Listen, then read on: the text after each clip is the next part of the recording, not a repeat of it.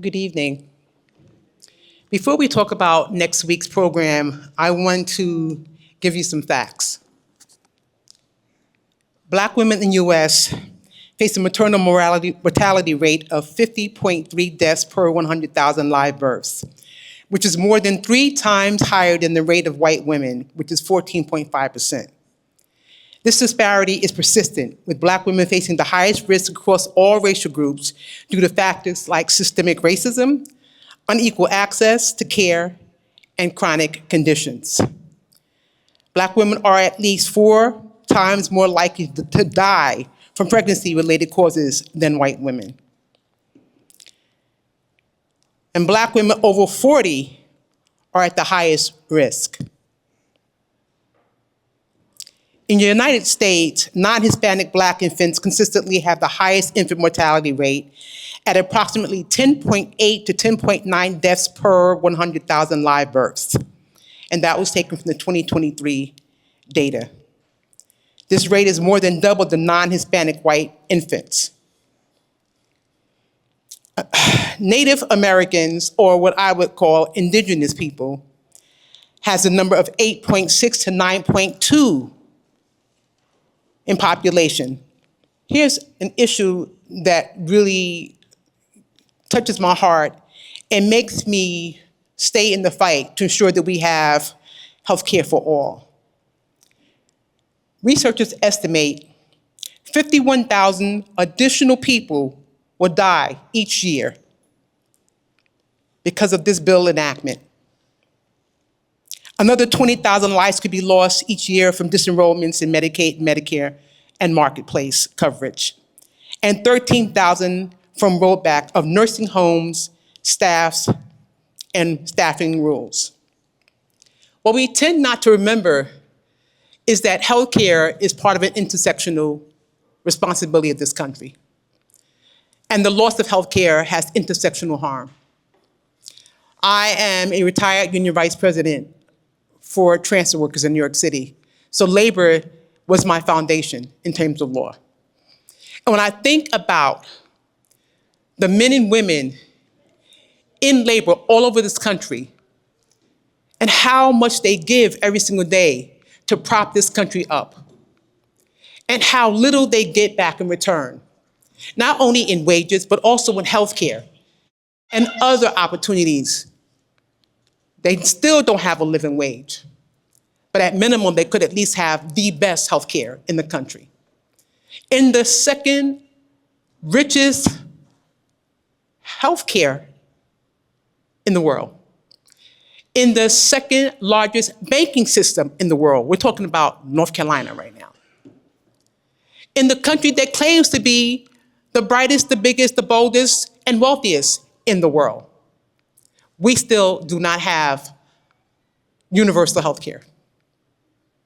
So let's think about the conditions of losing your health care and the financial harms that would do, not only to your individual self, but to your families, not only to your physical body, but to your economic ability to thrive and live.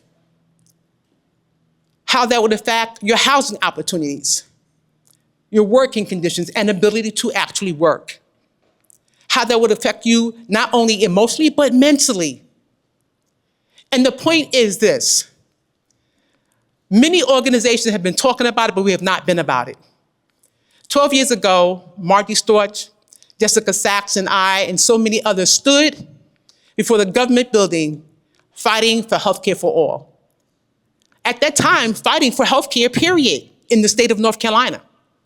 And when we won it, we thought, sigh of relief, we've done it. But we had not. Because if we don't dismantle a broken system, what are we really doing?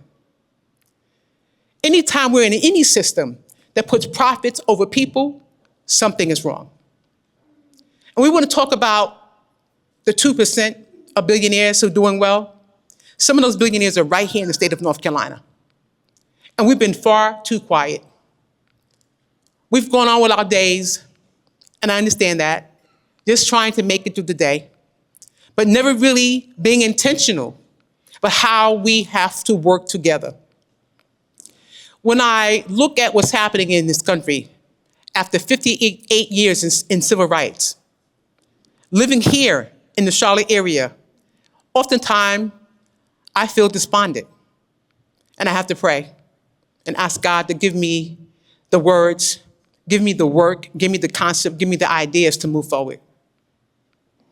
Because the level of division we have in this city, the level of silo operation we have in this city, the continuum of working in our own little groups, accomplishing one or two little things, and patting ourselves on the back can't work anymore.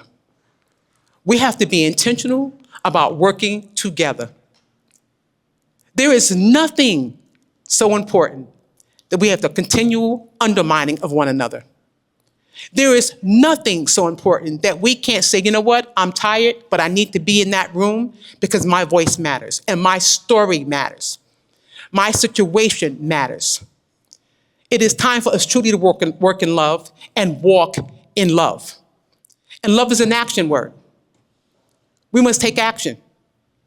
Starting here in the state of North Carolina, because trust me, what's happening in 1600 Pennsylvania Avenue is horrible, but North Carolina is a microcosm of what's happening in Washington, D.C.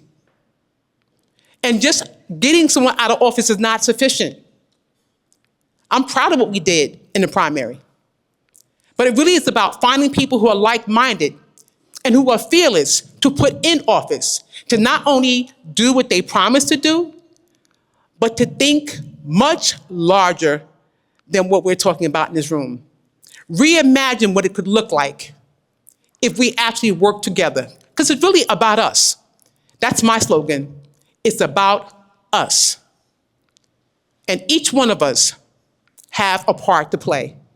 Each one of us have been gifted by God for such a time as this, to stand up, to speak up, and do what is right. I believe we can do it, starting here in North Carolina, and that love walk and that love work will spread throughout this country. God bless you.